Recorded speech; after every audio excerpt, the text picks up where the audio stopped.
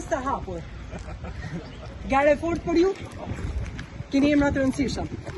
Duhet ishtë listë hapur të di Majko të na qeshet një herë, kishtet kaq i afër me median. Do të Majko je politikan veteran. Nuk i trëmin i garës.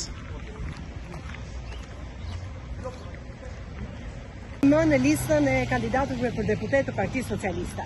Dhe kemi një agjendë shumë të nqeshur sot, mezi pres të shkojmë në parlament. Kjo është detyra ime për të qenë në parlament për 4 vite. Kjo për mua ose kam problem fare. Kjo është puna e 15 vjet që kam bërë në karrierën time profesionale. Asi që mbetje?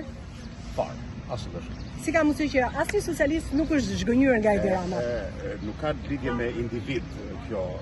Unë pas 4 vitesh parlamentin e Shqipërisë largohem ballë lart, kret krenar dhe faqebar. Gjitha. Kjo është më rëndësishme për mua. Ladrin, ju vini nga diaspora, por në fakt vetëm një përfaqësi kemi nga diaspora në listën e kandidatëve për deputet. Ato më falë, shkoj te agjenda ime e ditës, shumë faleminderit. Faleminderit. Sot i gogun listë hapur. I trembur, i mërzitur. Shumë i lumtur dhe i privilegjuar. Po duhet ishte listë hapur, ishte të lumtur? Është garë shumë e fortë. Është garë shumë e fortë, po janë shumë i lumtur që më jepet mundësia që përsëri të gjithë qytetarët e Tiranës të mundet që unë të shërbej aty. Nuk i tërë me konkurrencës? Erion Braçe, Pandeli Majko, Fatmir Xhafaj, shumë emra të fortë. Kolegë shumë të nderuar, kjo nuk bëhet fjalë për të fituar unë. Bëhet fjalë që Partia Socialiste të vijë të vazhdojë atë vizion që ne kemi që ju më shikoni për ditë se si Shqipëria është një hap më afër uljes në tavolinën evropiane. As pak i mërzitur me Edi Ramën? Po kundrazi. Shumë i njohës dhe i privilegjuar, si çfarë. Faleminderit.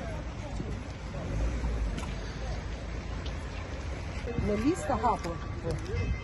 Është sfiduese për ju? Absolutisht është sfiduese. Është një kënaqësi që pas përfundimit zgjedhjes shkosh në votat e qytetarëve. Gjë satisfaksion. Ke në garë Erion Braçen, Pandeli Majkon, Fatmir Xhafaj, emra të rëndësishëm të PS-së. Të respektuara, të nderuara, qytetarët të vendosin në votë.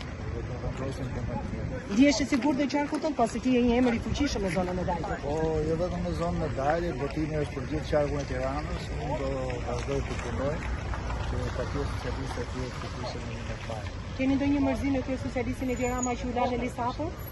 Sëre, ishte me kohë e thënë, është do vite. Falenderoj.